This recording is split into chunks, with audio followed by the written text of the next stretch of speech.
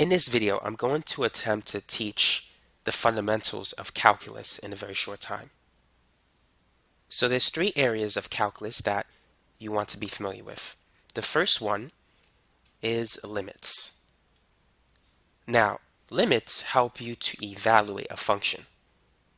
Let's say if we want to evaluate f when x is equal to 2, but for some reason the function is undefined or we just can't do it. Well, a limit will allow you to see what happens as x approaches 2. And so limits are very useful to find out what happens to a function as we approach a certain value. Now, the second area of calculus that you want to know is derivatives. So what are derivatives? Well, basically, derivatives are functions that give you the slope of an original function at some value. So let's say if I have some function f of x. The derivative of f of x is known as f prime of x. Now this function here will tell me the slope of this function at some x value. It will give me the slope of the tangent line. So derivatives are very useful for calculating rates of change. Now the third area is integration. Integration is basically the opposite of derivatives. With integration, you're basically finding the area under the curve. Integration is very useful for calculating how much something accumulates over time. And what you need to know is that derivatives and integration, they're opposites of each other. For instance, we said that the derivative of the function f of x is equal to f prime of x. So this is the derivative of the original function f. The integral of f prime of x is f of x. So this is the antiderivative, or the integral of f prime. So you can think of integration as finding the antiderivative. Now let's begin our discussion with limits. So let's say that f of x is x squared minus, oh, that is a terrible looking 2. Let me do that again. So let's say it's x squared minus 4 over x minus 2. What is f of 2? Can we evaluate the function at x equals 2? Well, let's find out. So if we plug in 2, 2 squared is 4, 4 minus 4 is 0, and 0 over 0, what is that? Well, we can't figure this thing out, so that's indeterminate. Therefore, we can't evaluate the function at x equals 2. And so this is when limits become important. So if we can't find out the value of the function when x is 2, can we find out what the function will do as x approaches 2? So what happens when x is, let's say, 2.1?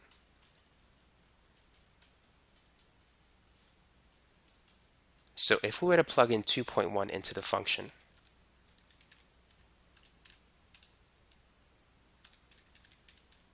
you should get 4.1. Now what if we plug in a number that's even closer to 2? Let's say 2.01. Well, if we do that, this will give us 4.01. So notice that as x gets closer and closer to 2, the value of the function gets closer and closer to 4. So thus, we can use a limit expression. So we could say that the limit as x approaches 2 of x squared minus 4 over x minus 2, we know it's equal to 4. But to show your work, what you need to do is factor x squared minus 4. And when you factor it using the difference of squares method, it's x plus 2 times x minus 2. And so we could cancel this factor. And so we're left with the limit as x approaches 2 of x plus 2. So now we can use direct substitution. So we can replace x with 2. So this becomes 2 plus 2, and this gives us the limit, which is 4. So this tells us that as x gets closer and closer to 2, the y value, or f of x, will approach a value of 4. So even though f of 2 does not exist, the limit as x approaches 2 of the function f of x, that exists, and that's equal to 4. And so make sure you understand that limits help you to see what happens to a function as x approaches a certain value. Now let's move on to number 2, derivatives. So how can we find the derivative of a function? The most basic rule you need to know is the power rule. The derivative of a variable raised to a constant, such as x raised to the n power, is n x raised to the n minus 1. So how do we apply that? Well, let's say if we want to find the derivative of x squared. So in this case, n is 2. So it's going to be 2 times x raised to the 2 minus 1, or just 1, so we get 2x. If we want to find the derivative of, let's say, x cubed, n is 3, so it's going to be 3x to the 3 minus 1, which is 3x squared.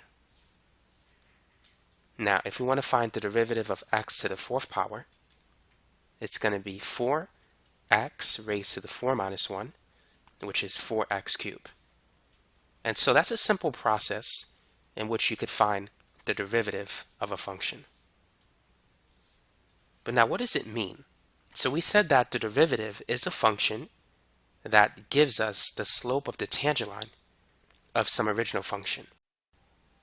So you might be wondering, what is a tangent line? So let's talk about that. Let's say if we have some curve, and a tangent line is a line that touches a curve at one point. Now you need to be familiar with a secant line. A secant line is a line that touches a curve at 2 points. So the slope of a tangent line is equal to the derivative of a function at some value. To calculate the slope of a secant line, you've done this before in algebra using this expression. It's rise over run, y2 minus y1 over x2 minus x1. Now let's say that f of x is x cubed. Using the power rule, the first derivative is 3x squared. So let's say if we wanted to calculate the slope of the tangent line when x is equal to 2. So the slope of the tangent line is going to be f prime of 2, which is 3 times 2 squared, so it's 12. So this means that at x equals 2, the slope is 12. So what does that mean? That means that as you travel 1 unit to the right, the curve will increase by a value of 12. So every time you travel, or every time the x value increases by 1, the y value will increase by 12. So that's what a slope of 12 means.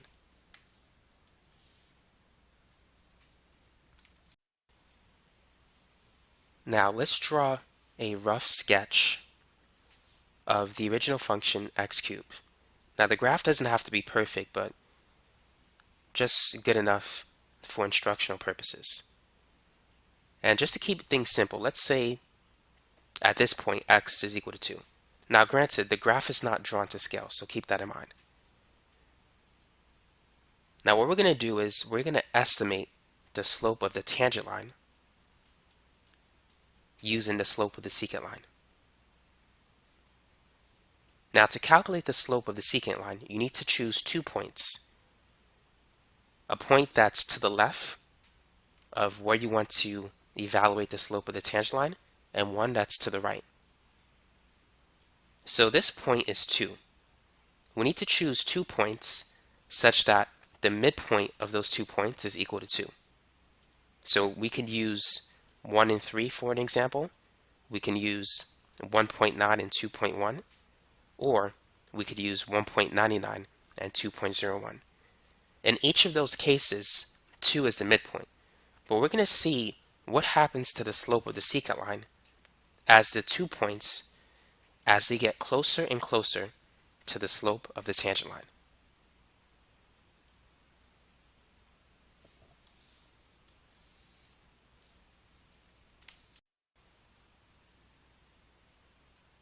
So first, let's calculate the slope on the interval from 1 to 3. So we're going to use this formula, y2 minus y1 over x2 minus x1. So y is the same as f of x. By the way, this is x1 and this is x2. So x2 is 3, x1 is 1. y2 is going to be equal to the function when x is 3. y1 is equal to the function when x is 1. So basically, to evaluate f of 3, we need to plug in 3 into that expression. So this is going to be 3 to the third power, and f of 1 is 1 to the third power. 3 to the third is 27, 1 cubed is 1, 3 minus 1 is 2. So we get 26 over 2, which is 13.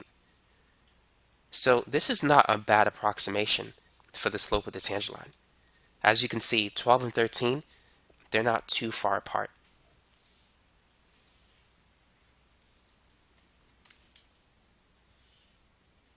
So I'm just going to write this down on the bottom for reference. So now let's choose numbers that are closer to 2, like 1.9 and 2.1. So 2 is the midpoint.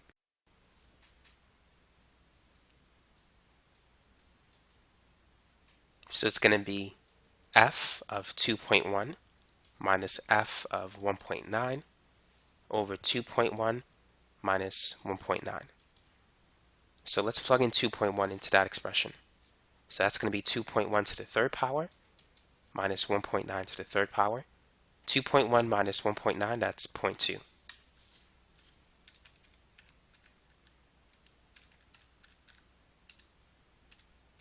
So if you plug this in, you should get 12.01. And notice that this is a very good approximation to the slope of the tangent line. So notice that the slope of the secant line approximates the slope of the tangent line as these values get closer and closer to 2. Now, what was that something that helped us to evaluate a function as x gets closer and closer to some value? If you remember, it's limits. So we need to incorporate a limit expression with some sort of rate of change that looks like this. So let's use limits to evaluate the slope of the tangent line. So x is going to approach 2. And it's going to be f of x minus f of 2 over x minus 2. Now f of x, we know it's x cubed. F of 2, if you plug in 2 into that expression, 2 to the third is 8, and you get this. Now we need to factor x cubed minus 8. So to factor differences of perfect cubes, you could use this formula. It's a minus b times a squared plus ab plus b squared. So to factor x cubed minus 8, x is a, b is the cube root of 8, which is 2, a squared is x squared, ab is 2x, b squared is 4. So this is how you can factor x cubed minus 8.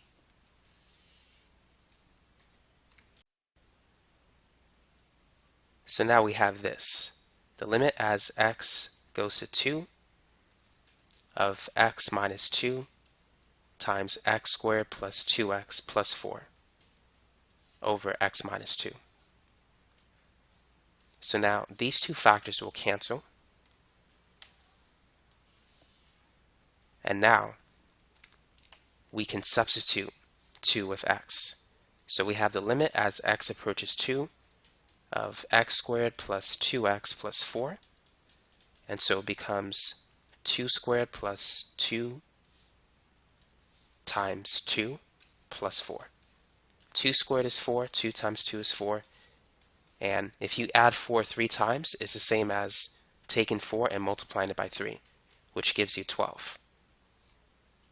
And so we could use a limit process to find the slope of the tangent line, as well as just finding the derivative and plugging this in. So as you can see, the derivative is a function that gives us the slope of the tangent line at some x value. And there's multiple ways in which you can calculate the slope of the tangent line. You can estimate it using the slope of the secant line, or you can calculate it using a limit process.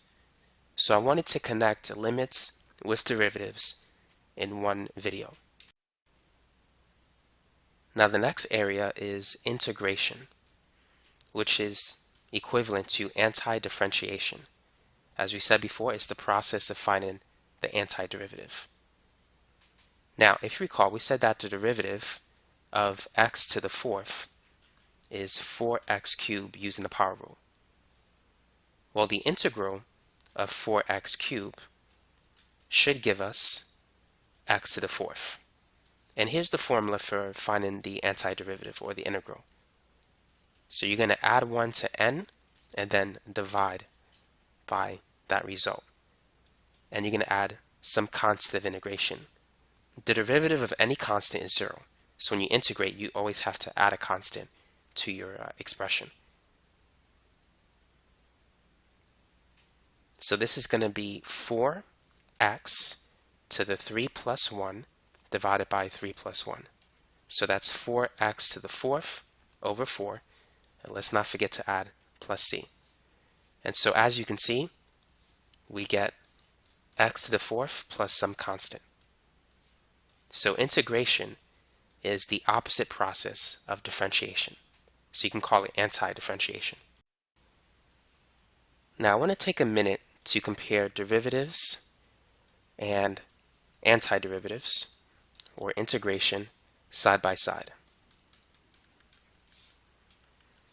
Just so you could see a summary of the key differences between the two. So when dealing with derivatives, you're looking for a function that will tell you the slope of the tangent line, which touches the curve at one point, at some x value. So derivatives are useful for calculating the instantaneous rate of change. Now, when dealing with integration, this will help you to determine how much something accumulates over a period of time, whereas derivatives will tell you how fast something changes per unit of time. So integration is very useful for calculating the area under the curve. So when dealing with derivatives, it will give you the slope of the tangent line, which you can calculate it by dividing y by x.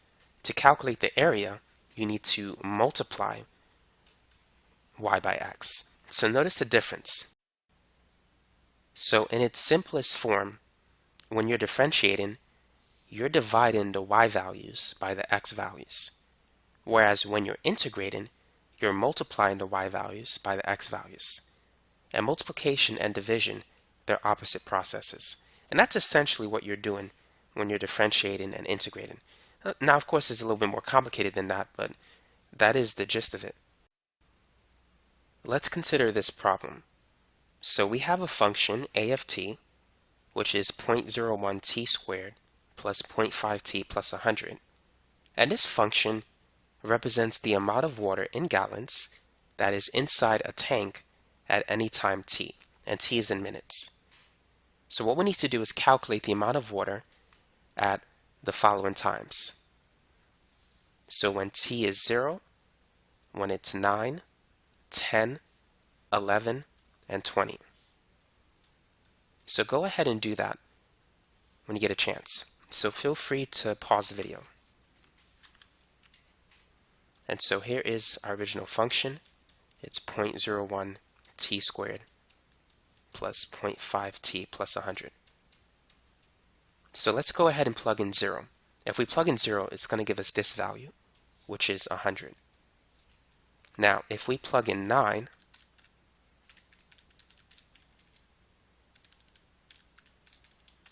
it's going to give us 105.31. Now let's plug in 10.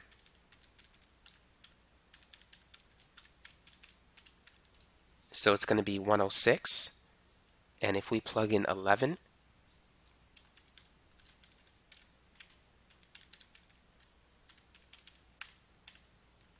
we're going to get 106.71. Now let's plug in 20.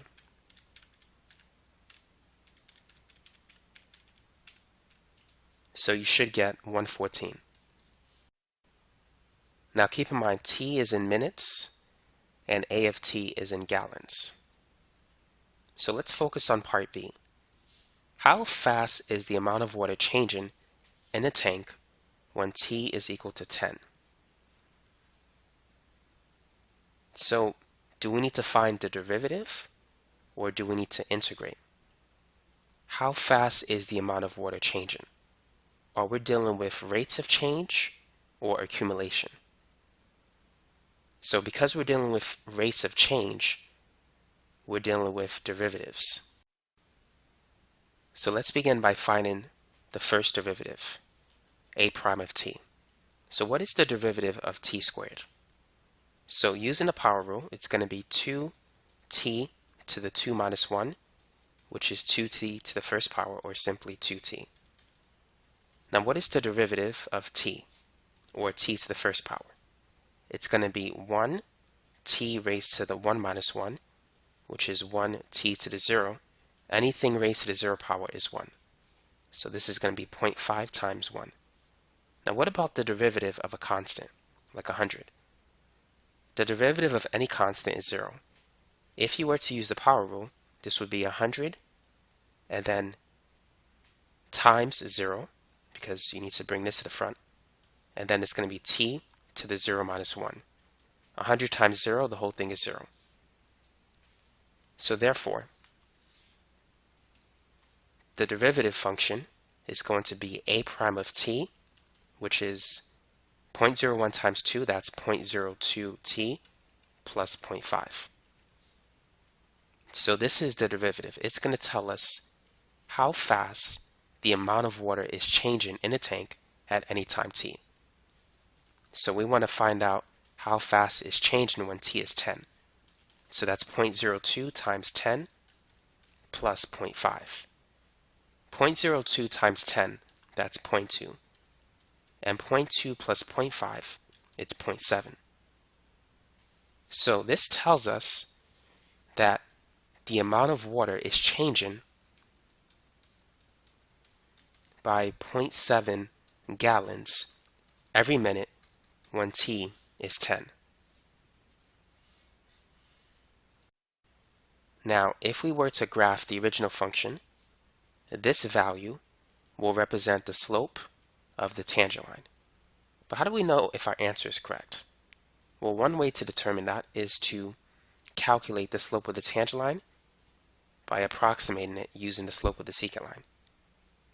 Now, it's important to understand that the slope of the tangent line represents the instantaneous rate of change. It's the rate of change exactly when t is 10.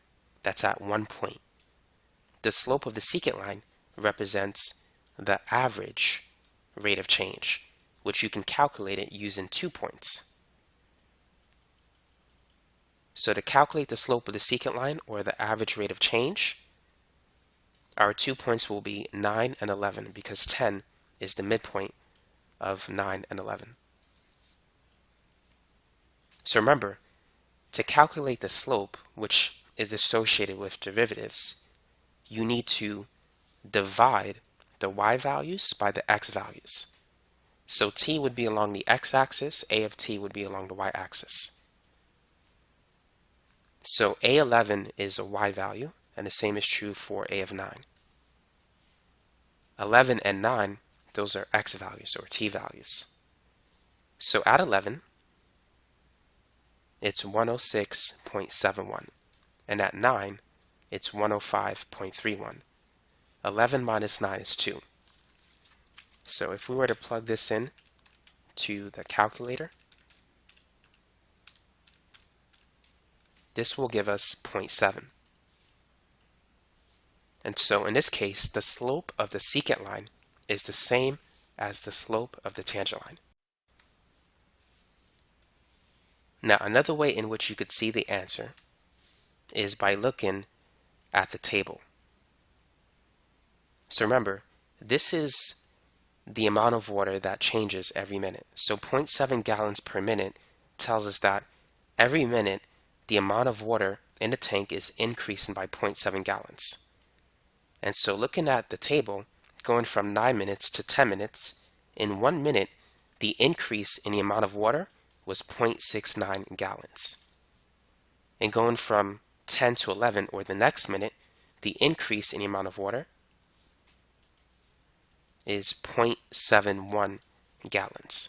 So if we were to average the changes from 9 to 10 and 10 to 11, it will give us 0.7 gallons per minute.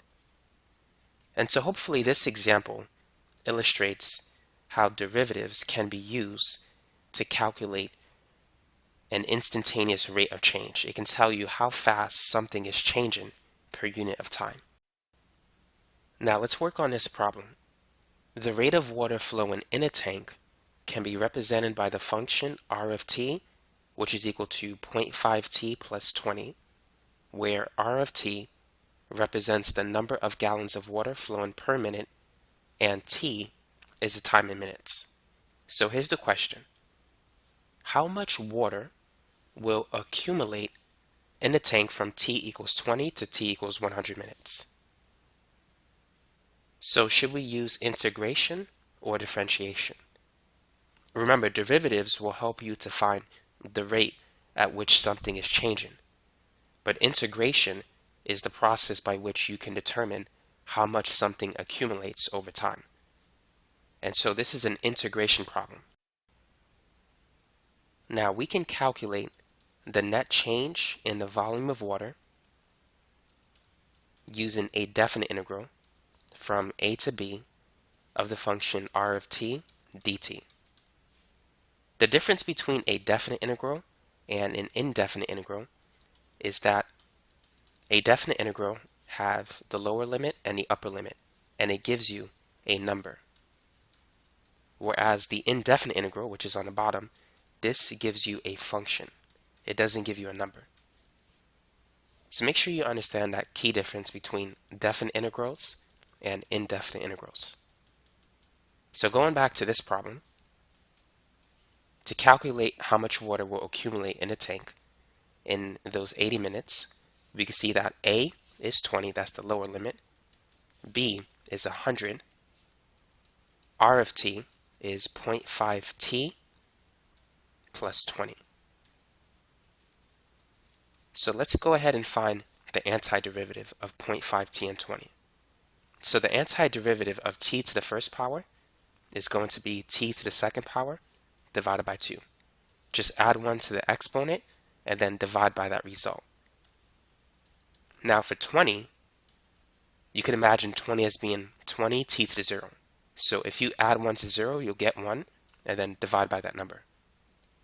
And then we're going to evaluate the result from 20 to 100.